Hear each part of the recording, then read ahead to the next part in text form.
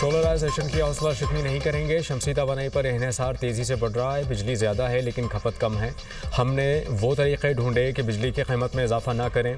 वज़ीर आज़म शहबाज शरीफ का मुल्क भर में बिजली के बिलों में PTV की फ़ीस ख़त्म करने का ऐलान। स्मार्ट मोबाइल ऐप अपना मीटर अपनी रीडिंग की इफ्तिताही तकरीब से खिताब करते हुए वज़ीर आज़म ने कहा कि बिजली की 500 अरब रुपए की चोरी बड़ा चैलेंज है। पाकिस्तान के डिस्कोर्स बोर्ड्स में इनकलाबी तब्दीलियाँ की हैं। अपना मीटर अपनी रीडिंग का फ़ायदा आम सार्फिन को होगा। वज़ीर तवानाई अवैस लगारी ने कहा कि सार्फिन के हुकूक़ के तहफ़्फ़ुज़ को यकीनी बनाने के लिए ओवर बिलिंग सबसे बड़ा मसला रहा। ओवर बिलिंग की मद में 110 अरब रुपए आवाम को वापस किए गए।